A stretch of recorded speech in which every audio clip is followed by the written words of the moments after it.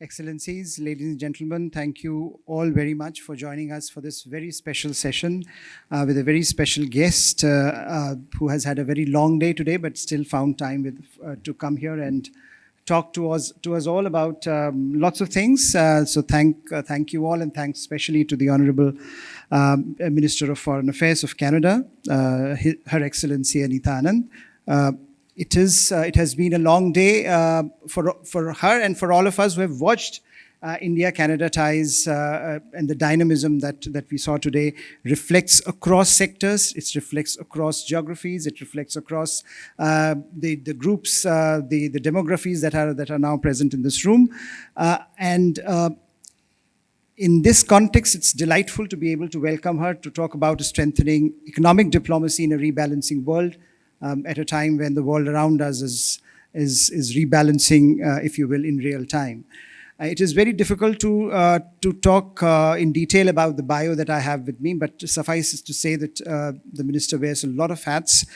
She has been a scholar, a lawyer, a researcher, and now, of course, a long-time civil servant and the leading frontline from being a leading frontline politician to now being the Minister of Foreign Affairs, focused on utilizing strategic diplomacy to advance Canada's interests. And therefore, it is, as India and Canada mark a renewed phase of engagement, it is wonderful to be able to talk about India-Canada ties in this new environment, and also to talk about how the trajectory of India-Canada ties and the track 2 dialogue that ORF has also been part of at a time when track 1 was not so successful. We want to also ensure that those equities that we have invested continue to be brought to the discussion today. This is in more ways than one a very special event also because this marks a curtain raiser for this year's Raisina Dialogue. We have 40 students, Raisina Young Fellows, Raisina Young Fellows from 28 countries amongst us as their program commences today. So this is, again, an inauguration in more ways than one for that program, and I'm sure they are looking forward to this conversation. And we hope broadly that this conversation that we have today also leads to significantly higher ORF-Canada relationship and ORF's relationship with Canadian academic institutions as we have fostered over the last few years. We want to take them forward, and I hope Dr. Saran and Her Excellency will talk about Raisina Americas, potential Raisina Americas in Canada. So with that, let me invite Dr. Saran and Her Excellency Anita Anand over on the stage.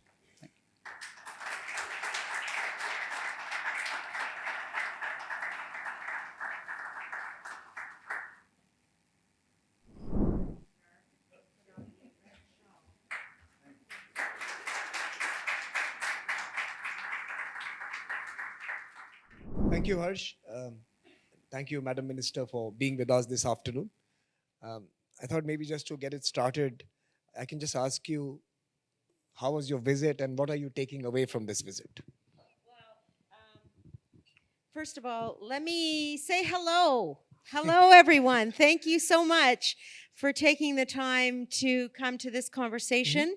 It's my first time having an event with the ORF, and I was very sad not to be able to participate in Raisina. And when I talked about it with Samir, he said, well, we can think of this as a kickoff for Raisina. I said, okay, I'll have to settle for that this year, and next year, hopefully, I'll be able to make it to Raisina proper.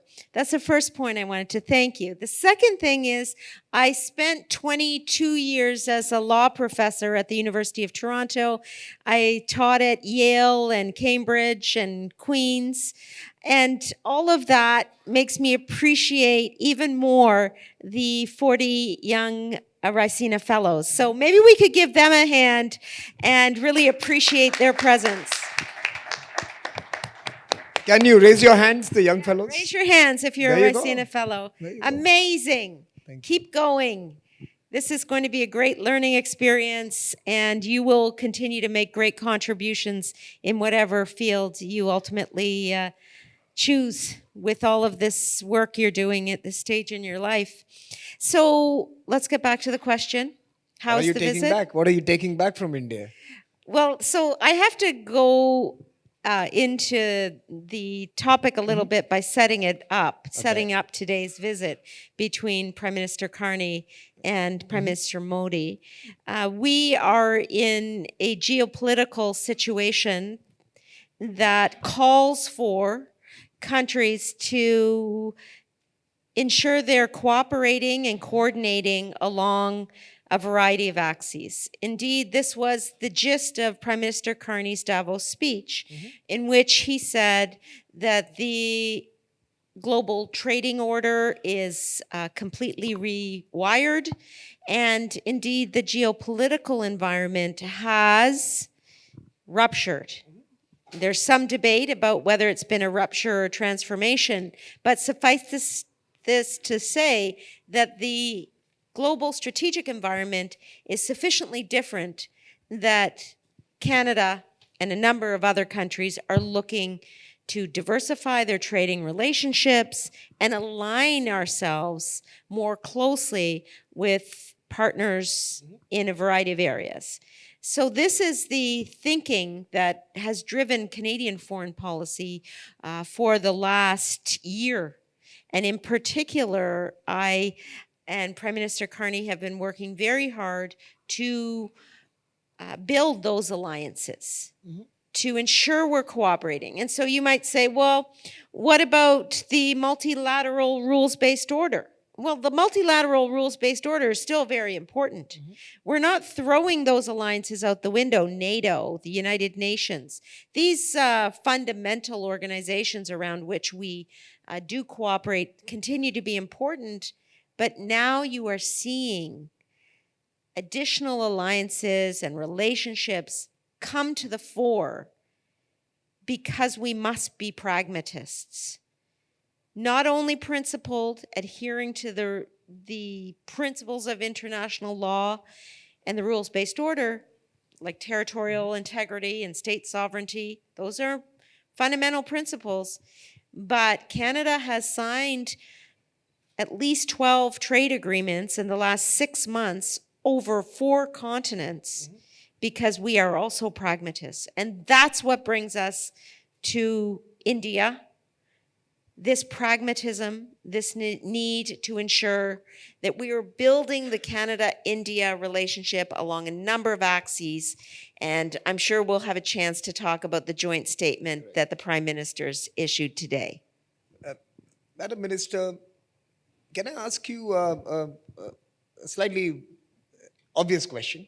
How easy or how difficult was it to go from a relationship that was estranged over the last 2 or 3 years to this full embrace? You know, if you were to watch the prime ministers today or to watch you and your counterpart, it would seem that this was so natural and so normal, right? But how difficult was it to go from 0 to 100 in no time? This is an excellent question because it has been a step-by-step approach, in one in which when I came into the foreign affairs portfolio, I sat down with the Prime Minister and we charted out what that step-by-step approach would look like. It began with appointing high commissioners and including the staff of the Canadian High Commission who supported me while I'm here, and then moved to additional steps. I came in October and Minister Jaishankar and I issued a joint declaration. That was the initial foundation for the leaders' joint statement today. What did the joint statement say, or the declaration that we issued back in October? And I put that out there because at the heart of your question was, you know, what were some of the difficult aspects in the relationship? And certainly what we have to remember is the public safety and security element, the respect for the rule of law, the concerns that Canadians have relating to transnational repression and foreign interference have been significant. And so that continued to be a topic of our discussion, including a few paragraphs in our joint statement back in October. And then we said there's another track to the relationship. Not only are we going to focus on public safety and security issues, including through a dialogue at the most senior levels of our governments that will be ongoing, but we need to build the economic relationship also along several axes. Trade, and we have committed to completing a comprehensive economic partnership agreement. By this year. Yes, exactly. Energy, critical minerals, agriculture, artificial intelligence and technology, people-to-people ties. And I hope we can just pause there for a moment. Okay. We have 2 million Canadians of Indian origin or some association to the Indian subcontinent in Canada. These Canadians are very much the driver of a closer relationship between Canada and India along various axes: education, cultural ties, the arts and entertainment area, business-to-business ties. And so both Prime Minister Carney and Prime Minister Modi stressed the importance of people-to-people ties. You might have heard that in their remarks that were public this afternoon. No, I heard 3 words. I heard energy, I heard technology, and I heard people, talent. I think the word used was talent, right? So the question is that there is this actually bottomless Indian hunger to acquire degrees and education and knowledge and skills. And the question for you is that with some parts of the world closing their doors to those who are seeking such opportunities, do you think there's an opportunity here for Canada to be able to attract perhaps the finest minds from India and other parts of the world? Well, there are already 400,000 Indian students in Canada, which is almost 500,000 students who have shown an interest in Canadian educational institutions. So we're not starting from ground zero, but the gist of the conversation was, can it be reciprocal? Can Canadian universities find Campuses here.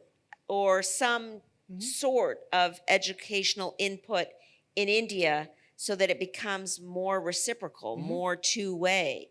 And so in Mumbai, where we were, 4 Canadian university presidents joined me to initiate a new strategic partnership with universities and the government of Canada, Dalhousie, University of Toronto, McGill, and the University of British Columbia.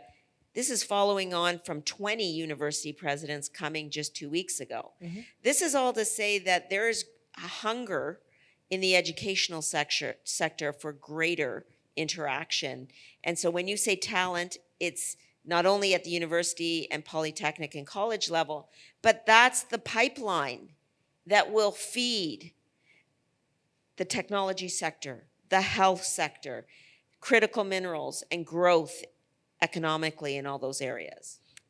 There was a lot of focus on resources, and nuclear was obviously one of the sectors that was focused on, but also critical minerals and of course other commodities.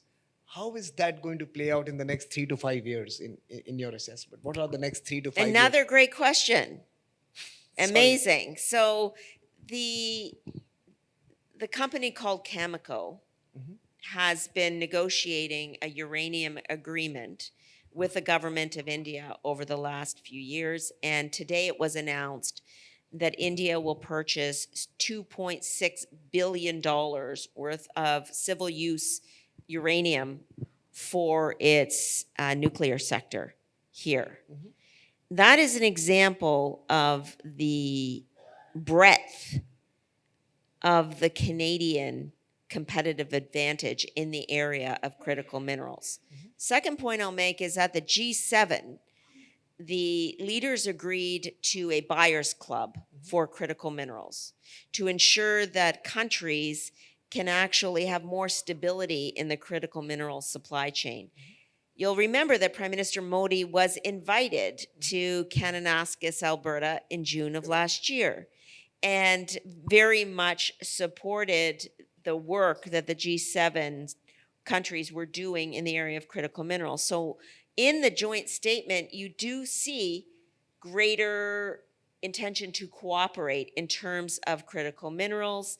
And Canada has a wealth of natural resources, including in the area of energy. We're an energy superpower and a critical minerals powerhouse. The technology sector. Again, I think it's one of those sectors that the world, or maybe many in India, do not truly appreciate the Canadian sophistication. From Waterloo to other places, there is a whole ecosystem in Canada that could really be complementary to India's own technology aspirations. So India-Canada tech bridge, or creating this pipeline of innovation that flows both ways, is that something?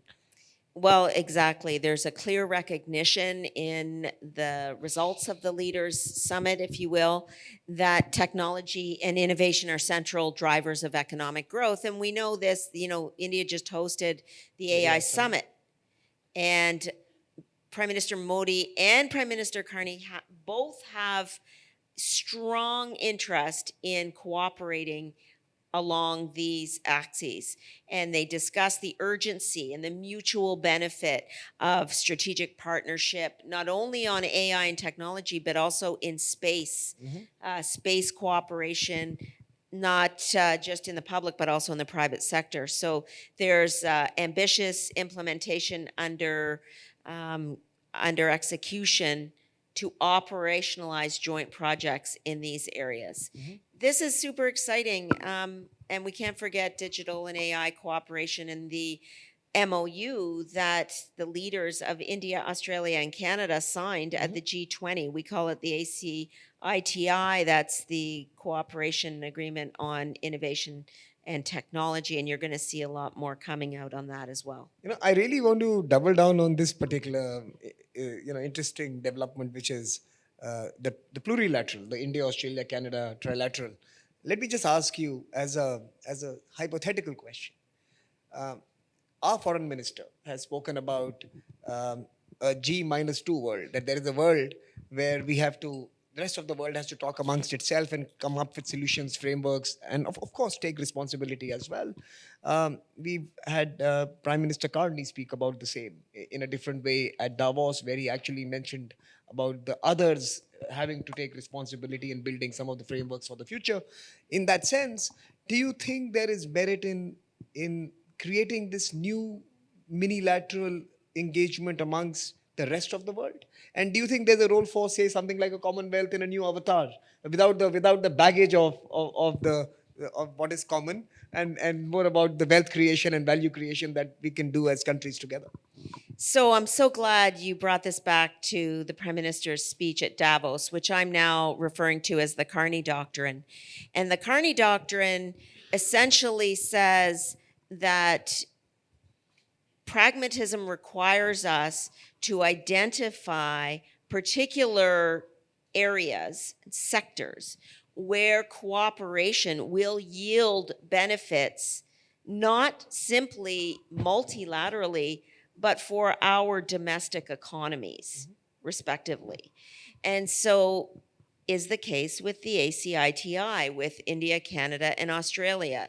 On the sidelines of the G20, Prime Minister Modi, Albanese, and Carney sat together with a piece of paper and a pen and marked up a document that they could all agree on. This is a different type of diplomacy. This is pragmatic diplomacy. What do our countries need? How can we as leaders bring those needs to the fore and reflect them on a piece of paper? And so when I say you're going to see more of that type of activity amongst leaders, that is the Carney Doctrine in action. And it responds pragmatically to the world in which we're living. Alexander Stubb calls it values-based realism. So does Prime Minister Carney in his Davos speech, refers to it in that way. In fact, I was coming out of the Davos speech and I saw President Stubb walk kind of this way, and I said hi, and he just looked at me and he goes, values-based realism. And I just kept walking and he kept walking. And so all that to say, this is a new type of foreign policy. And this isn't just Canada, it's not just India. At the Munich Security Conference 2 weeks ago, in every room, people were discussing the Carney doctrine. How does it apply to our country? How are we going to cooperate and coordinate together, the non-hegemonic powers, if you will, to effect change? The last thing I'll say on this question is, what does it mean for Canada, apart from the ITI? Look at what we're doing with Arctic security. We are partnering with the Nordic 5 to ensure that we're not just looking at Arctic security from a domestic standpoint or even a North American standpoint. The Arctic is vast. There are several countries that have a direct territorial interest in Arctic security, and we are working with Finland, Norway, Sweden, Denmark, and Iceland, as well as in our own backyard, to make sure that we are cooperative on an issue of urgent priority. That's why I went to Greenland recently and opened up the Canadian consulate there. You know, I was just thinking, and you don't have to respond to this, but I was just thinking that if you were to add Japan to India, Australia, Canada, you would have a new Quad. And so, I mean, that's not a question. I'm just saying that there's something to think about building, perhaps even New Zealand. You know, you could think about countries that could join that group and look at innovation in a new way in the future. So the Prime Minister is leaving Delhi this evening and heading to Australia and then Japan. I was in Japan. I have a strategy. I try to get to where I think the Prime Minister is going to go before he goes, so that I can lay the groundwork for a potential visit by him. It's just a strategy that I try to employ as foreign minister. And I was in Japan last summer, and I was in India in October. So this is just... So before I open it up and bring in some of our young minds here to speak to you, you did mention the importance of a UN-based system, the multilateral order, and in that sense, how do you see countries such as Canada and India and Australia and Japan and others play a role to tide over the times when maybe the big two are not interested in preserving that order? What is our role in that moment when it is us who's going to be at the receiving end of a system that goes bad? So the Carney doctrine is an attempt to recognize some of the eventualities that you're describing in your question. And I think countries are gravitating towards Prime Minister Carney's words because they realize the potentiality of non-cooperation, the potential downfalls of countries retreating.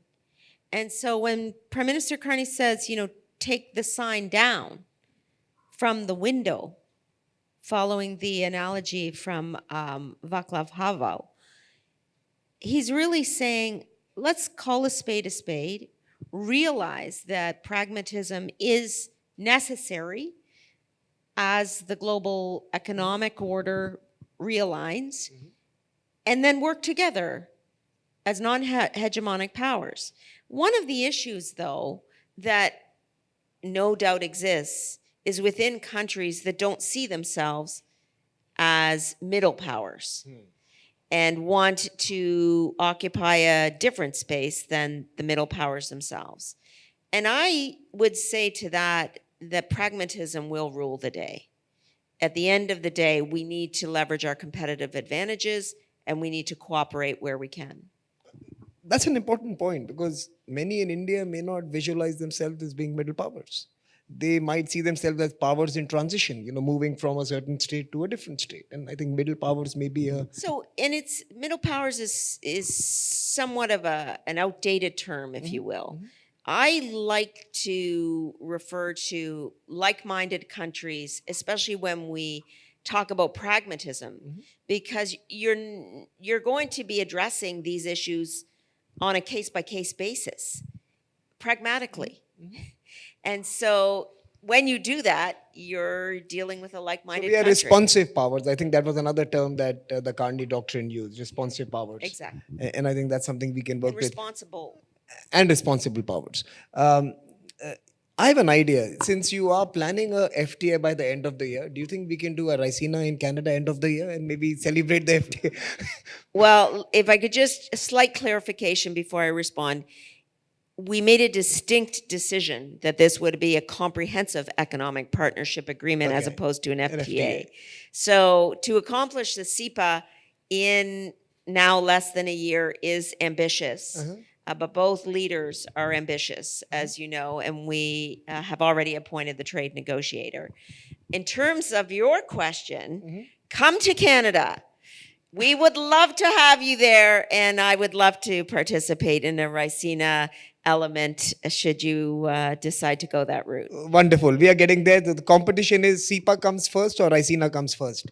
I think that's the race now. But let me turn to some of the folks who have expressed interest to pose questions to you. Let me go to Anutuma Banerjee. Yeah, there you are. Can we get the mic to her, please? So you spoke at length about critical minerals, and you said that the economic relationship is moving along several arcs, and critical minerals being one of them. And you did point out a few things there. But when it comes to specifics, what is it that India and Canada could potentially do there? I just had that question. Besides nuclear. I think you explained the nuclear Yeah. part. Yes, thank you. So we have a critical mineral strategy that we've had in place for a number of years now. Given the depth and variation of critical minerals, copper, nickel, iron, the uranium I mentioned, and the list goes on, lithium is another one, and germanium. And I'll just say that Canada's vastness territorially has meant that we have a deep wealth in critical minerals in the ground. And we are constantly speaking with countries about potential offtake agreements on any one of these critical minerals. And so the Buyers Club idea is essentially a production alliance so that countries can work together on stabilizing the supply chain for the production of critical minerals. And we actually signed 25 agreements for critical minerals as a result of this Buyers Club in the fall of 2025 under Minister Tim Hodgson, who was actually in India discussing critical minerals with his counterpart just 2 weeks ago. So we're going to begin a critical minerals dialogue with India, and you can see there is competitive advantage here for Canada in this area. And again, any number of countries I speak with want to have this conversation with Canada. Can I turn to Jyotsna Mehra? There you are. Can I bring a mic there? Thank you.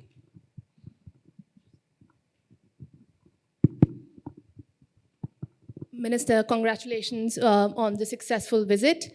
You spoke about like-minded partners talking to each other and advancing pragmatic diplomacy. From our lens, Delhi is simultaneously deepening partnerships with powers such as Australia, France, Japan, EU, across defense, energy, tech. And given that it is an increasingly crowded field, where do you think Canada's distinct role lie?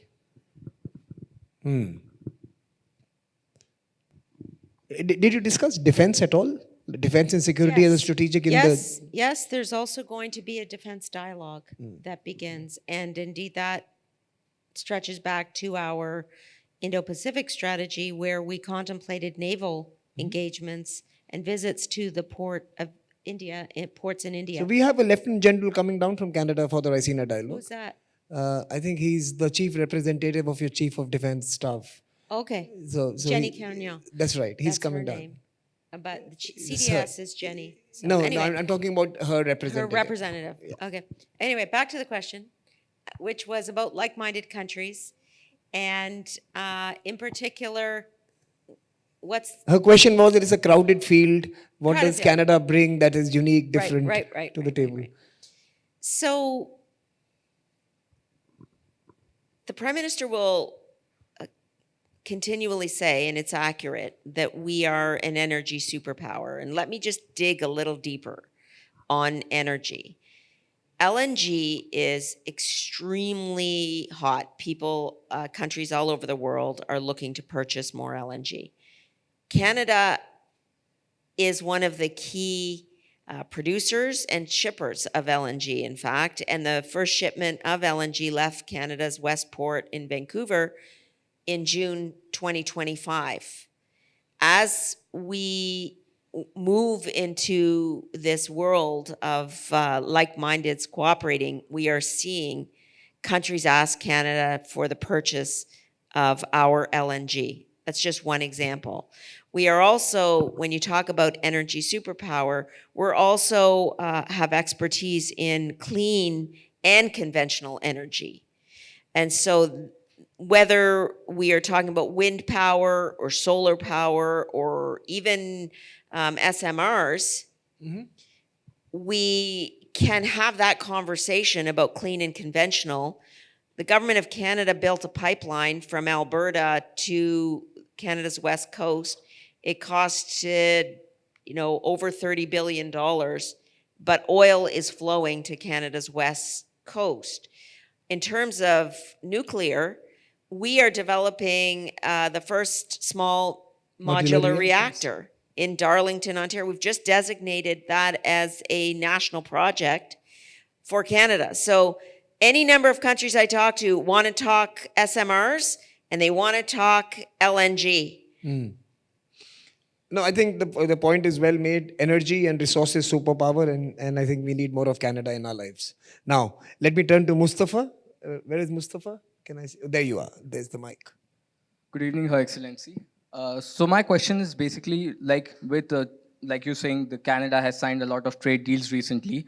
It has signed a strategic partnership with China. So what role does it play in, what implications does it have basically with with Canada's relationship with India? Like, how does it affect it basically? That's what I'm asking. Okay, I think I should just clarify. There is a misconception that we signed an FTA or a trade agreement with China. We did not.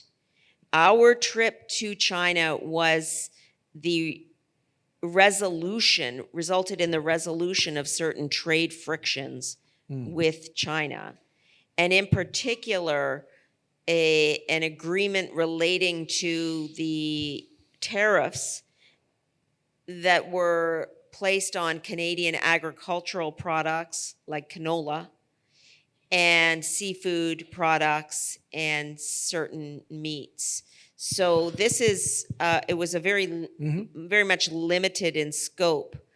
But I take the point that we are engaging with China in a way that we had not in the past. And again, I take us back to this idea that in this world of economic stress, we will be pragmatic. We will address issues of economic concern to our country by engaging. And the key point is that diplomacy is not about hiding under a rock and thinking that your concerns internationally are going to magically disappear. Diplomacy requires us to sit at the table and to have difficult conversations in some cases and search for a path forward. And that's exactly what we're doing on China and India and any number of other countries. Let me turn to Varun. Is Varun here? Oh, there you are. Good evening, ma'am. So you mentioned Carney doctrine, and which is primarily driven by pragmatism, we might know. So in the context of transatlantic uncertainties and the shifting US global priorities, does Canada see European Union as a more stable and more resilient partner alongside the US, and how this might change European Union. How this might change the future Canadian political and security strategy? Thank you. I mean, the US-Europe dynamic is interesting. Where is Canada in that dynamic? You know, Canada is often referred to as the most European of non-European partners. because the values and international partnerships that we have thrived under often involve European countries. And this has led to tangible results recently. We were the only non-European country to sign onto the SAFE agreement. That's the Defense Industrial Initiative of the EU. The only non-European country admitted was Canada. That means that our defense suppliers can participate in procurements in Europe on the same terms as European businesses. This is amazing for the Canadian defense industry. We're putting $80 billion into defense and security we committed in the last federal budget to $80 billion. Part of that is going to build up our defense sector and dual use infrastructure, et cetera. But how do you build a defense sector? You need contracts for them to participate in. Now, we're not going to be able to produce all the contracts to ensure that this sector thrives, but we certainly did well diplomatically to ensure that Canada could participate in the SAFE. So from an EU perspective, you will continue to see initiatives like that. Of course, we have the CETA with the EU, and that's really, really important. The free trade agreement between the EU and Canada. We're moving on a number of fronts to increase our work with the EU. Let me take the final question this evening. Let me go to Agrima Kanwar.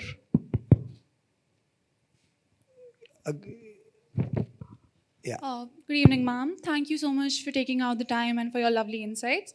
How is Canada adapting the Indo-Pacific strategy amid evolving US foreign policy trajectories? And what does this reveal about Ottawa's approach to middle power diplomacy, alliance management, and strategic autonomy in an era of intensified geopolitical competition? So thank you for that question. We have this Indo-Pacific strategy. I was a Minister of National Defense when we issued it in late 2022. And we are a Pacific country ourselves, and it made good sense to have an Indo-Pacific strategy which focused on increased diplomacy and military engagement and people-to-people ties through more passport offices and those types of initiatives. And now we are in this world where economic diplomacy, if you will, is part and a significant part of our foreign policy. So we are going to be issuing a new national security strategy, and then after that, we will have a new foreign policy strategy that is going to be developed, taking into account some of the key pillars of Indo-Pacific engagement. But make no mistake, the Indo-Pacific region is the region for us to grow economically, and we are going to continue to push on several fronts, including, fingers crossed, concluding an FTA with ASEAN in 2026. And the CEPA with India soon thereafter, or maybe before. Exactly. Final question to you, Minister. Lots of conversations on energy and resources. In our country, there's a lot of emphasis on climate action and mitigation and sustainable development. Prime Minister Carney was, as a central banker and then as in his other roles, very cognizant of the opportunity that green transitions and energy transitions offer us. That clearly has to be one of the cornerstones of our relationship for the future, right? Exactly. And today, the prime ministers both welcomed the signing of a memorandum of understanding on clean energy cooperation. Mm-hmm. It is without question an area where we, Canada and India, want to work together.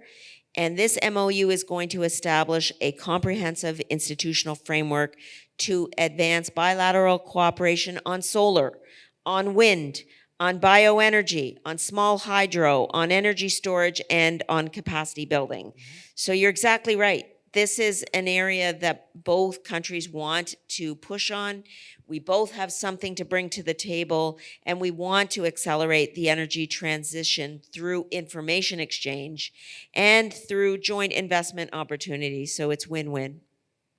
Madam Minister, you've given us a lot of your time this evening. I know there's a hard stop at 6, but before you leave, and to establish that we are really serious about this being the first of our ICENA conversations that will take place, I want to present to you a collection of coins, the challenge coins over 10 years, because ICENA is now 10 years old. But I also want to give you, I want you to be the first person to have the challenge coin for the 2026 edition. So I'm going to give you the first challenge coin for ICENA 2026 to establish that this is the curtain raiser for that conversation. And of course, we want to come to Canada and make Canada our home as ICENA. Well, I can't wait to welcome you to Canada. And I'm so honored to be able to have the first challenge coin of 2026. Can I request so Tanvi to join me? Thank you. That's so nice. Thank you.